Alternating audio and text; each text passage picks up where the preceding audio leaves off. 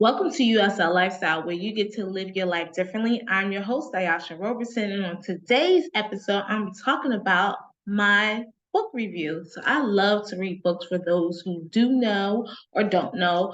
I love to have a nice book to read. And right now, I'm reading a lot of self-help things that really speaks to me. For some reason, that's what I gravitate into. Now, the books that I have read in the past usually are Black history related or history related. I also have read a lot of books when it comes to the social psychology of the structure of African Americans or people of color in this country or throughout the world as well, because am or was, am or was, uh, I got my bachelor's degree in sociology. So when I was undergrad, which was like over almost 20 years ago, I'm going to date myself.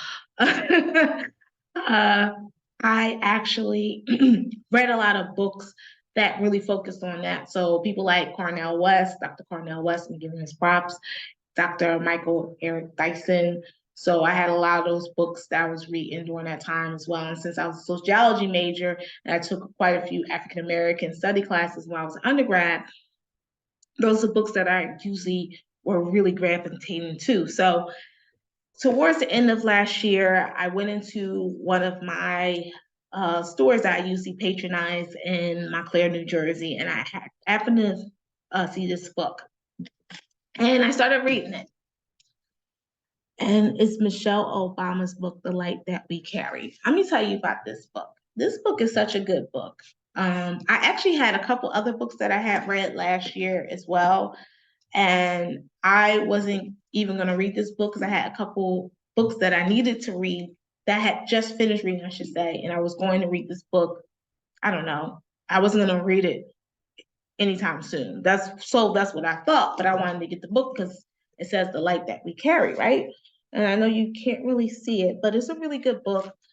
And let me tell you something about this book. I have so much respect, even more respect for Mrs. Michelle Obama. This book has really enlightened me in so many ways about when you're a person who gets into new positions and roles and how you're still dealing with your own emotions and you're still dealing with your own what ifs type of thing. And we all deal with that. And I love the fact in this book, she talks about the authenticity of just being who she is, her true authentic self, and dealing with moments when she was in the White House and also dealing with her own self as a person and talking about her background, growing up in Chicago, on the south side of Chicago, and dealing with her father who had multiple sclerosis and still pushing herself to know that she wanted to not just do better, but just having the strength to just see past what was in front of her. And I believe most people have a hard time doing that.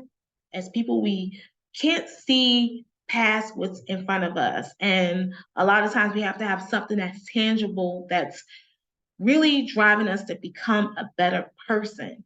And I just love the fact that she has also stories about other people and how they were able to overcome adversity in their lives, and not so much in their professional life, in their personal lives. And these people have become the person that they are today. And I believe a lot of times when we see people, whether they're working at the White House or whether they're working for the head of security, national security, or whether they're the superintendent of a school district or the principal of a school, or they're on the chair of a board of a hospital, whatever role they are in, a lot of times we don't know what were some of their what's their story behind getting to that role, that to that position in their lives. And it just makes me feel so good to hear other people's stories and understand, also be able to relate that they have some of the same fears or same worries or same anxieties.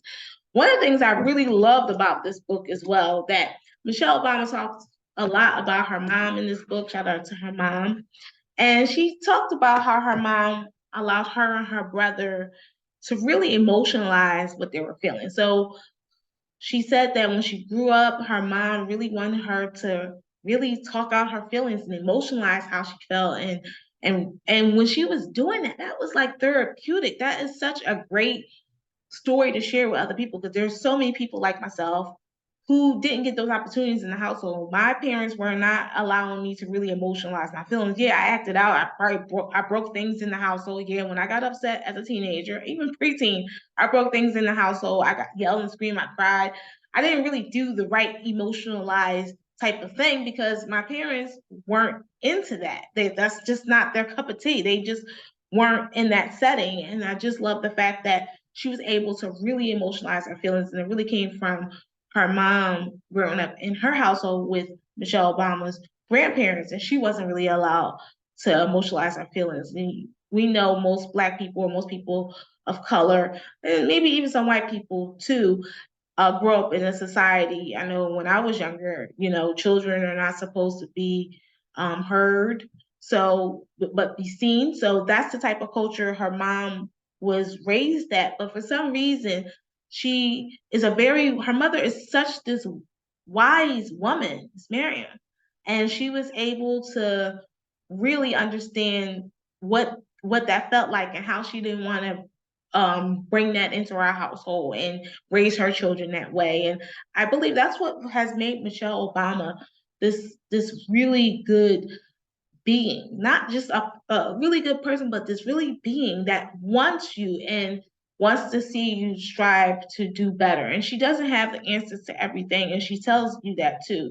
And a lot of times when people look at people at really high levels, they think that they're almost like the supreme being, like they're God. And they're not. They're human beings.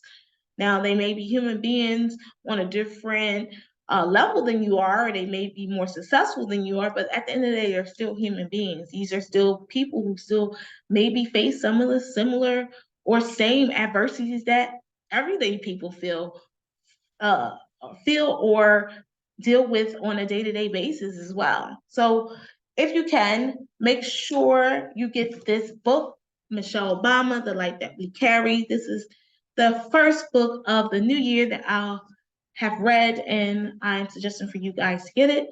And I'm going to be doing a book review each and every month.